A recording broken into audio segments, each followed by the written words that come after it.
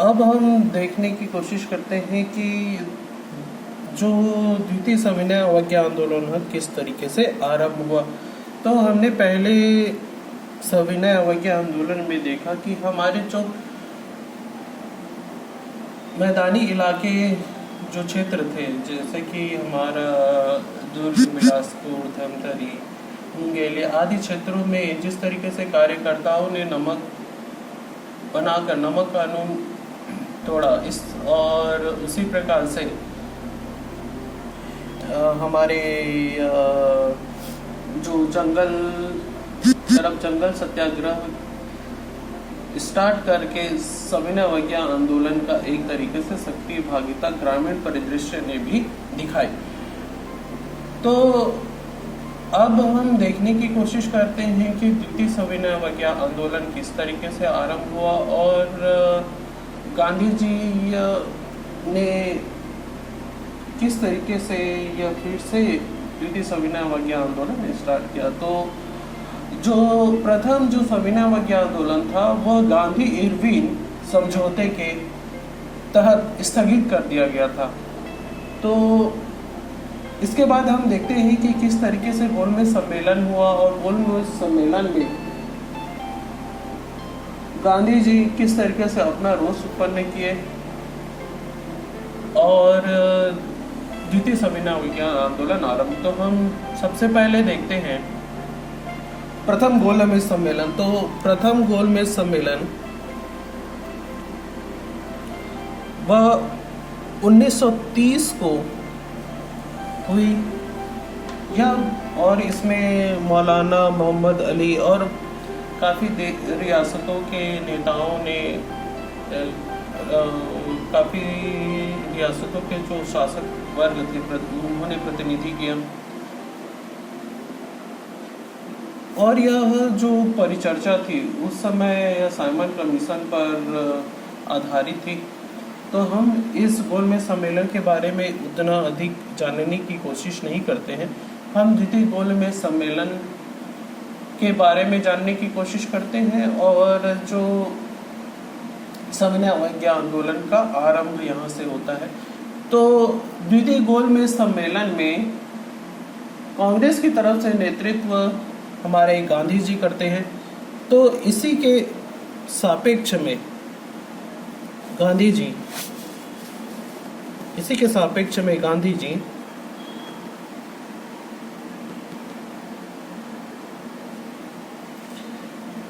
12 सितंबर 1931 को गांधी जी कहाँ पहुँचते हैं? लंदन पहुँचते हैं। तो लंदन पहुँचने के बाद जो गोलमेज सम्मेलन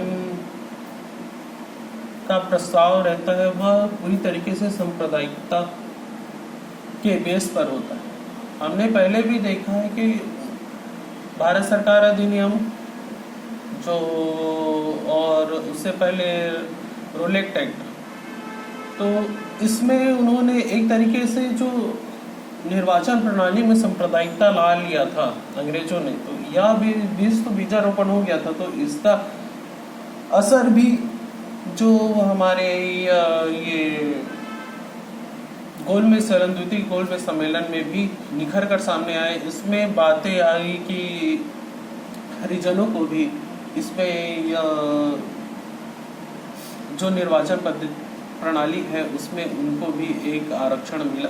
तो इस तरीके से जो कार्य हुआ एक तरीके से सांप्रदायिकता का भावना को प्रज्वलित करने वाली थी, जो गांधी जी को रास न आया। और गांधी जी इस सम्मेलन से वापिस 28 दिसंबर को वापिस स्वदेश लौट आए। उन्हें कोई भी फायदा नहीं हुआ। अब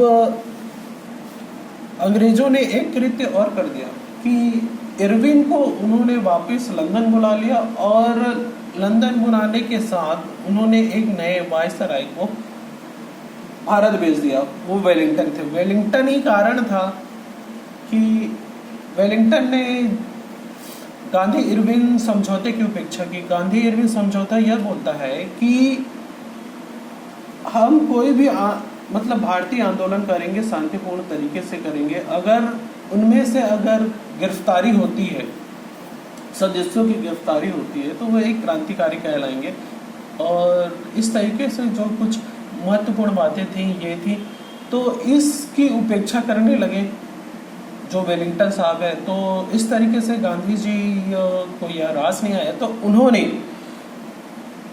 गांधी जी ने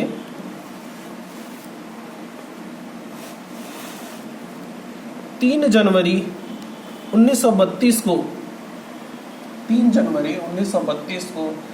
जो द्वितीय सविनय अवज्ञा आंदोलन था आरंभ करने की घोषणा की। तो पूरी तरीके से राष्ट्रव्यापी होने लग गया था। तो इसी सिलसिले में जो सरदार वल्लभ भाई पटेल थे वो लगभग 3000 व्यक्तियों के साथ आंदोलन किया, और चूंकि अंग्रेजों ने लगभग सभी जगह 144 जहाँ आंदोलन तो वहाँ धारा 144 लगा चुके थे, तो उन्हें अंततः जेल में डाल दिया गया। तो इस तरीके से द्वितीय सविनय अवज्ञा आंदोलन का आगाज हो चुका था। अब हम देखते हैं कि छत्तीसगढ़ में किस तरीके से इसकी सहभागिता रही। तो हम देखते हैं कि 10 जनवरी 1932 को ठाकुर प्यारे लाल ने जो हमारे छत्तीसगढ़ वासियों के उनको आह्वान किया और कहा भाई कि जिस तरीके से अंग्रेजों का जो दमनकारी नीति है उसका विरोध करें। इस तरीके से ठाकुर प्यारे लाल ने 10 जनवरी को एक विरोध आह्वान प्रारंभ कर दिया। अब इसी सिलसिले में जो 14 जनवरी 1932 को जो पंडित रविशंकर शुक्ल थे उनको जिला कांग्रेस कमेटी रायपुर का कार्यवाहक नियुक्त किया गया, डिटेक्टर नियुक्त किया। चूंकि डिटेक्टर इसलिए नियुक्त किया गया, काफी लोगों के इसमें डिटेक्टर नियुक्त किए क्योंकि यह जो आंदोलन था वह काफी लंबे समय तक चला। अगर एक व्यक्ति अगर गिरफ्तार हो जाता है तो दूसरा व्यक्ति इसका स्थान लेगा। इस तरीके से जो कार्यक्रम था वह चलता रहा। तो एक महत्वपूर्ण बिंदु ये आता है, क्वेश्चन में पूछा जाता है कि 29 जनवरी को छत्तीसगढ़ में पेशावर दिवस के रूप में मनाया गया। तो ये क्वेश्चन दूसरी सापेक्ष में है कि 29 जनवरी को छत्तीसगढ़ में पेशावर दिवस के रूप में मनाया जाता है। अब हम देखते हैं कि किस तरीके से घटनाएं हुई। तो जब शुक्ला जी उग्र भाषण दे रहे थे तो अंग्रेजों ने इसे अपने हित में ना मानते हुए उन पर एक दंडात्मक कार्रवाई करते हुए उनको लगभग 500 रुपए का अर्थदंड सहित 2 वर्ष का कारावास की सजा घोषित कर दी गई। अब इस तरीके से घटनाएं होती रही। अब हम देखने की कोशिश करते हैं कि जो इस आंदोलन में एक तो पंडित जो रविशंकर शुक्ल थे वो तो गिरफ्तार हो गए, लेकिन इसके अलावा और कौन कौन नेता थे, कौन कौन डिटेक्टर थे, आगे आएंगे। तो उसमें थे, हम देखने की कोशिश करते हैं, उसमें थे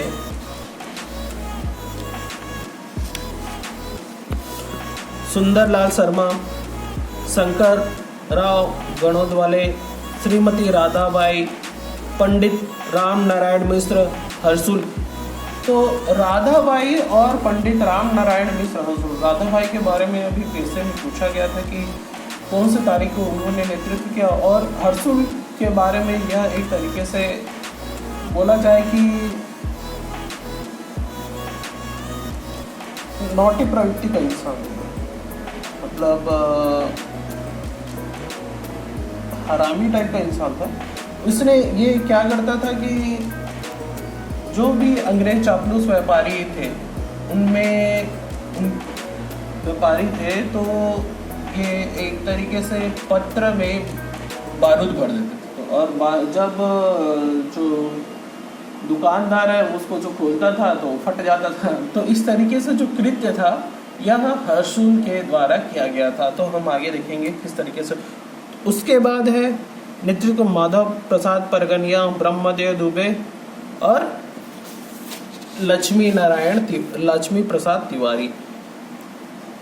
इसके बाद हम देखने की कोशिश करेंगे कि हमारे जो छत्तीसगढ़ की महिलाएं थी उनमें किस किस लोगों ने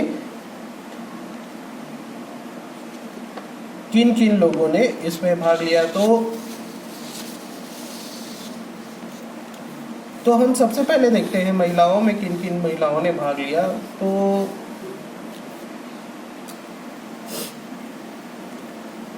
मंटोरा बाई, फुटकी बाई, कोंजा बाई और फुटेनिया बाई, इस तरीके से जो नाम है उनको हमें थोड़ा सा याद रखना पड़ेगा। अब हम देखने की कोशिश करते हैं कि किस तरीके से यह जो आंदोलन है चला। तो हम सबसे पहले हमने देखा कि पंडित जो रविशंकर शुक्ल थे उनकी गिरफ्तारी हो गई। तब जो नेतृत्व करता थे वो थे पंडित सुंदरलाल शर्मा और श्यामलाल सोम। पंडित सुंदरलाल उन्हें 20 अप्रैल 1932 को गिरफ्तार किया गया। अब जब उन्हें गिरफ्तार कर दिया गया तो हमारे जो आंदोलन था उसको सक्रियता के साथ चलाना था। तो इसी सापेक्ष में राधाबाई ने नेतृत्व किया। तो राधाबाई ने नेतृत्व किया था 13 जून 1932। यह प्रश्न में पूछा गया था कि राधाबाई ने कब इस आंदोलन का नेतृत्व किया। तो राधाबाई ने 13 जून 1932 को इसका नेतृत्व किया। उसके बाद हमारे नेतृत्व करता थे माधव प्रसाद परगनिया 5 मई को, डेट याद रखेंगे ना। दूसरा उसके बाद है हर्षुल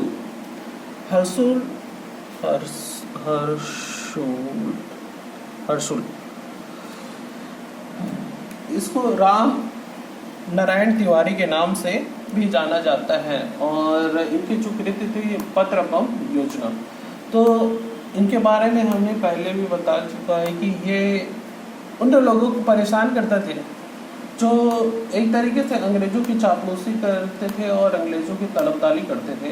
तो वे एक तरीके से पत्र बनाकर उसमें बारूद डाल देते और जब वह जो पत्र खोला जाता था तो वह एक तरीके से फट जाता था। तो एक तरीके से जो कृत्य था मजाकिया लहजों में एक कृत्य था, ये हर्षुल के द्वारा किया गया। अब हम देखते हैं इसके बाद ब्रह्मदेव दुबे। इसके बाद नेतृत्व हमारे ब्रह्मदेव दुबे ने किया। अब काफ़ी सारे जो हमारे नेता थे वे गिरफ्तार हो चुके थे। तो इसी में जो 4 अगस्त 1932 को बंदी दिवस के रूप में मनाया गया। तो ध्यान रखिए कि जो बंदी दिवस था वो कब मनाया गया, तो 4 अगस्त 1932 को मनाया गया। अब जो ब्रह्मदेव दुबे के बाद जो नेतृत्व करता थे वह थे लक्ष्मी नारायण तिवारी जी। ठीक है, इस तरीके से जो हमारे सविनय अवज्ञा आंदोलन का जो द्वितीय चरण था वह सक्रिय भागीदारी के द्वारा लगभग 9 महीने तक चला। और इस ड्यूरेशन में लगभग अंग्रेजों ने धारा 144 इस क्षेत्र में लगाया था। तो इस तरीके से जो गांधी जी के द्वारा जो किया गया यह आंदोलन था, एक तरीके से अंग्रेजों को यह समझाइश देना था कि जब अगर क्रूरता होती है तो इसका विरोध करना चाहिए। तो इतिहास से हम यही सीखते हैं कि अपने हित के लिए अगर किसी भी तरीके से भावना अगर हमारी ठेस हो रही है या हमारे जीवन पर आ रही है या अगर जो गिरफ्तार हैं उनको क्रांतिकारी का दर्जा नहीं, तो इस तरीके से जो कार्य था इसके लिए गांधी जी ने जो भी प्रयास किया, तो इस तरीके से हमें भी चाहिए कि अगर कोई चीज़ सही नहीं हो रहा है तो कम से कम विरोध तो करें। 1% ही सही चाहे 2%, कुछ ना कुछ तो इसका कॉज और इफेक्ट दिखेगा। तो यही है कि अगर कुछ चीज़ गलत हो रहा है तो विरोध करना चाहिए। आगे की हम स्लाइड में देखेंगे कि गांधी जी का किस तरीके से रचनात्मक कार्य आरंभ हुए और छत्तीसगढ़ आगमन, द्वितीय छत्तीसगढ़ आगमन हुआ इनका। तो किस तरीके से हुआ और किस तरीके से कालखंड में इनके साथ कौन कौन आए और आगे परिदृश्य क्या होगी, इसके बारे में हम बाकी चीजें आगे स्लाइड में देखेंगे। अभी तक के लिए